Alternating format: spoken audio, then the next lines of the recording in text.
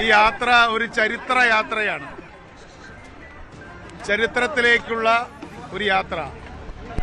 1938 ഫെബ്രുവരി മാസം 20-ാം തീയതി ചിത്തിര തിരുനാൾ മഹാരാജാവ് ഇതേ വീതിയിലൂടെ നടത്തിയ ചരിത്ര യാത്രയ്ക്ക് ശേഷം നടക്കുന്ന പൊതുഗതാഗത രംഗത്ത് ഏറ്റവും ചരിത്രപ്രധാനമായ യാത്ര നമ്മുടെ സ്വതന്ത്ര ഭാരതത്തിന്റെ ചരിത്രത്തിലെ ബഹുമാന്യനായ മുഖ്യമന്ത്രി വി ഡി സതീശൻ നടത്തിയിട്ടുള്ള ഐതിഹാസികമായ ചരിത്രയാത്രയാണ് ഇന്ന് തമ്പാനൂരിൽ നിന്ന് നമ്മുടെ സെക്രട്ടേറിയറ്റിലേക്ക് എത്തിച്ചേർന്നിരിക്കുന്നത്. ഇതുമായി സഹകരിച്ച എല്ലാവർക്കും നന്ദി പറയുന്നു. പ്രത്യേകിച്ചും മാധ്യമങ്ങൾ വലിയ തരത്തിലാണ് ഈ പരിപാടിയെ ജനങ്ങളിലേക്ക് എത്തിച്ചത്. ജനങ്ങൾ ഇന്ന് ആഹ്ലാദ തിമർപ്പിലാണ്. കേരളത്തിലുടനീളം 140 മണ്ഡലങ്ങളിലും സമാനമായ പരിപാടികൾ ഇതിലും അധികം ആവേശത്തോടുകൂടി ജനങ്ങൾ ഏറ്റെടുത്തിട്ടുള്ള റിപ്പോർട്ടുകളാണ് വന്നുകൊണ്ടിരിക്കുന്നത്. അതുമായി സഹകരിക്കുന്നവർക്കെല്ലാം നന്ദി. ഇത് സ്ത്രീ സമത്വത്തിന്റെ, സ്ത്രീ ശാക്തീകരണത്തിന്റെ ഐതിഹാസികമായ മാതൃകയാണ്. ഇതിൽ APLO BPLO ഇല്ല, അന്യ സംസ്ഥാനക്കാരോ സ്വന്തം സംസ്ഥാനക്കാരോ ഇല്ല, പ്രായമുള്ളവരോ ചെറുപ്പക്കാരോ ഇല്ല.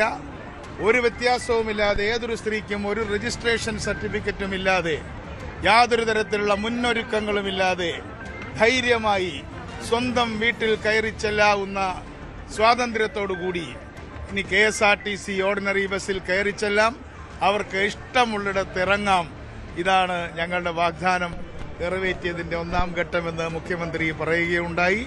ഇതുമായി സഹകരിച്ച എല്ലാവർക്കും ഒരിക്കൽ കൂടി നന്ദി പറയുന്നു. ചില പ്രചരണങ്ങൾ ചില സ്ഥലങ്ങളിൽ സൂപ്പർ ഓർഡിനറി ബസ്സുകളെ സൂപ്പർ ഫാസ്റ്റ് ആയിട്ടൊക്കെ സ്റ്റിക്കർ മാറ്റി കൊടുക്കും, അങ്ങനെ എന്തെങ്കിലും സംഭവം തിരിച്ചാണ് സംഭവിച്ചിട്ടുള്ളത്.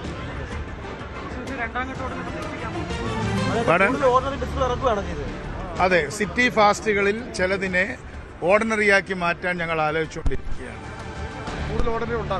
കൂടുതൽ ഓർഡിനറി ഉണ്ടാക്കാനാണ് ശ്രമിക്കുന്നത്. അതിൽ ഗ്രാമവണ്ടികളെ വരണമെന്ന് ഞങ്ങൾ ഗ്രാമങ്ങളോടും നഗരങ്ങളോടും അഭ്യർത്ഥിക്കുകയാണ്. അതിൽ സൗജന്യമുണ്ട്. ടൗൺ ടു ടൗൺ ഫ്രീ ആണ്. ലിമിറ്റഡ് സ്റ്റോപ്പ് ഓർഡിനറി ഫ്രീ ആണ്. ഇനിയും ഗ്രാമവണ്ടികൾ ഉണ്ടാകും. ഇതൊരു തുടക്കം മാത്രമാണ്. ഈ സീറോ ടിക്കറ്റ് എല്ലാവരും നിർബന്ധമായി എടുക്കണം. ഫൈനൊന്നും കൂടെ KSRTC ബസ്സിൽ പൊതുവെ ഇല്ലല്ലോ. അതുകൊണ്ട് പണ്ടുള്ള ഫൈനൊക്കെ തന്നെ എപ്പോഴുള്ളൂ. എല്ലാവരും നിർബന്ധമായി എടുക്കുന്നത് ഗവൺമെന്റിന് നല്ലതാണ്. അവർക്കും ഒരു ടിക്കറ്റ് അവരുടെ കയ്യിലിരിക്കും. അതുകൊണ്ട് അവർക്ക് പ്രത്യേകിച്ച് ഗുണം ഇപ്പോഴില്ല. പക്ഷേ ഭാവിയിൽ ഈ ടിക്കറ്റ് കൊണ്ട് അവർക്ക് ചില പ്രയോജനങ്ങൾ ഉണ്ടാകുമെന്ന് കൂടി ഞാൻ സൂചിപ്പിക്കുകയാണ്. വിശദീകരണം ചോദിക്കരുത്. മറ്റ് ബസ്സുകളും കൂടെ 2-ാം ഘട്ടമായി വ്യാപിപ്പിക്കില്ലേ?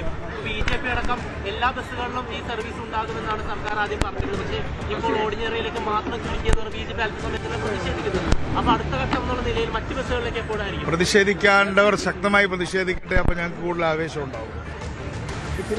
പ്രതിഷേധങ്ങളെ സ്വാഗതം ചെയ്യും. പുരുഷന്മാർക്ക് സൗകര്യം വേണമെന്ന് ആവശ്യമുണ്ട്. സീനിയർ സിറ്റിസൺ കൺസെഷൻ ആവശ്യപ്പെടുന്നുണ്ട്. എല്ലാ ആവശ്യങ്ങളും പരിഗണിക്കാം. എന്തായാലും പൊതുഗതാഗതം ശക്തിപ്പെടുത്തലാണ്. അതാണ് ഒബ്ജക്റ്റീവ്, അതാണ് ലക്ഷ്യം. പൊതുഗതാഗതമാണ്.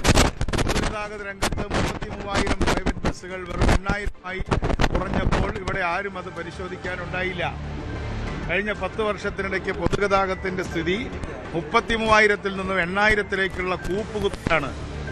അതേപോലെ തന്നെ 6,000-ലധികം ബസ്സുകൾ ഓടിയിരുന്ന KSRTC ഇപ്പോൾ 4,500, 4,700-ലേക്ക് റണ്ണിംഗ് സ്റ്റോക്ക് മാറിയിരിക്കുകയാണ്. ഒരുപാട് KSRTC ബസ്സുകൾ വളരെ വിഷമത്തിലുള്ളത്. അതൊക്കെ നന്നാക്കാൻ പോവാണ്. അതെല്ലാം നന്നാക്കും. രണ്ടാം ഘട്ടം ഉടനെ പ്രതീക്ഷിക്കാമോ? 2-ാം ഘട്ടം അപ്പം ഞാൻ പത്രസമ്മേളനം വയ്ക്കും.